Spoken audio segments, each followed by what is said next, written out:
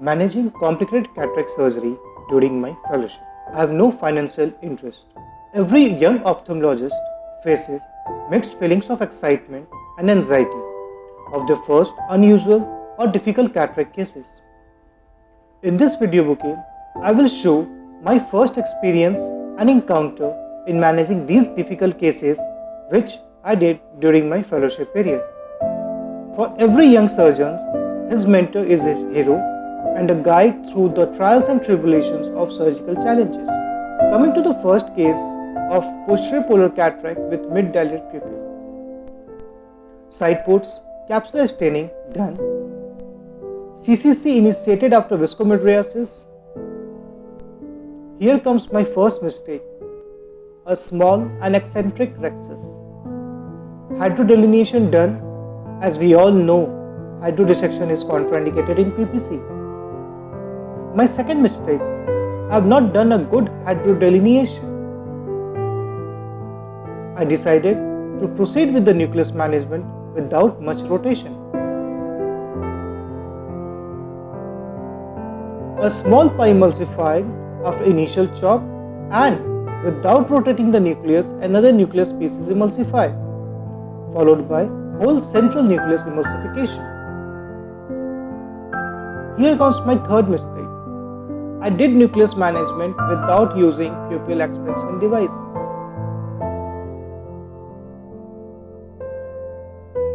Anterior chamber and capsular bag maintained by viscoinjection. Epinucleus plate is aspirated 360 degree carefully with irrigation and aspiration cannula.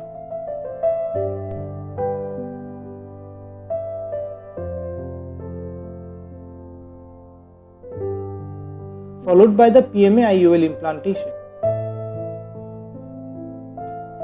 Ports hydrated and the case completed uneventfully. So, the key points for the young surgeon. No hydrodissection. To prevent accidental hydrodissection, little multifocal viscodissection can be done, taking care not to go beyond 1 mm away from the rhexis margin. Knowing PCR management is a must before starting PPC case. Always keep pupil expansion devices ready to be fixed at any point of time. Injection of viscoelastics to maintain the integrity of the capsular bag. Let's come to the second case, a white cataract. My first mistake, improper betadine wash, as it may go inside the anterior chamber during the surgery, and the side ports made, followed by the capsular staining.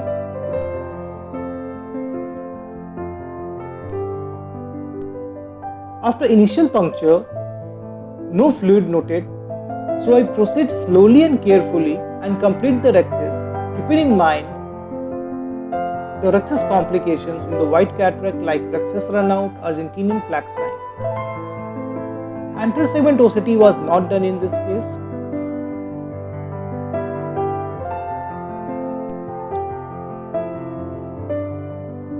Hydrodissection is done, followed by the nucleus rotation.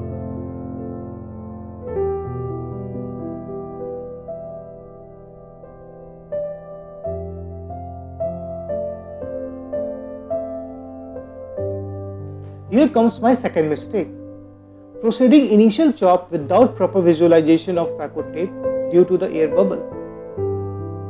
After that, air bubble aspirated and I proceed again.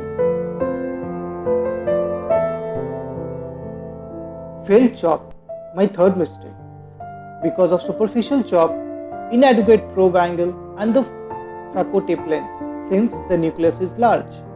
So, after adjusting phaco tape length adequately, I am able to do the vertical chop with lateral separations as the tape is adequately embedded in the nucleus and divide the nucleus into small pieces followed by its emulsification.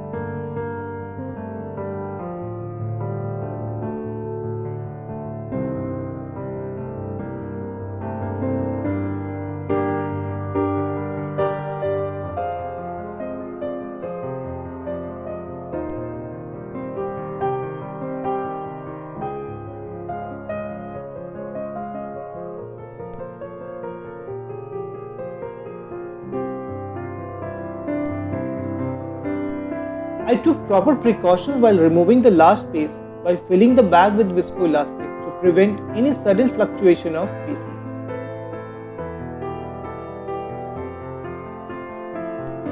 My fourth mistake, irrigation ports is occluded in the tunnel. IA turn followed by PMA IOL implantations, ports hydrated and the case completed. So, the key points for the young surgeon. Proper care while doing rhexis. Make a habit of aspirating after initial capsular puncture. Microrhexis forceps and Caesar are the key instruments in managing the rhexis complications. Viscodispersive to be used before nucleus management to prevent endothelial damage. Adequate viscoelastics must be used in every step, especially while removing the last nucleus piece. Lower parameters to be set during the last piece emulsification to prevent the PCR.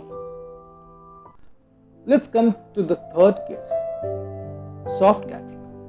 As we all know, it's very difficult to hold.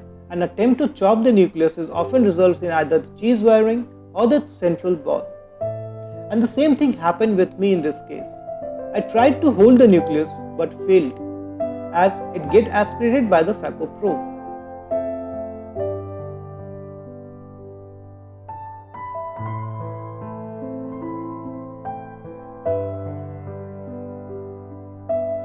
Then I tried to rotate the nucleus for better grip but again failed. I stopped myself on any further attempt since it could result in PC tear. I did gentle viscodissections by placing my cannula behind the epinucleus plate, taking care not to touch the posterior capsule, and after reducing my machine parameters, I carefully aspirate the epinucleus plate with phaco probe. Visco injected, followed by the irrigation and aspiration, PMA IOL implantation in the bag. Visco removed, ports hydrated, and the case completed uneventfully. So, the key points for the young surgeon. A multi-quadrants hydrosection with tapping of nucleus is a must. Low parameters recommended. For better nucleus hold, do slight nucleus tilt before holding with the phaco probe. Try not to take phaco probe periphery to prevent PCR. Viscodissection is an important step to prolapse the thick epinucleus plate. Each of these challenging situations can have successful outcome under supervision of a senior surgeon. My gratitude to my patients, my theatre colleagues and my mentor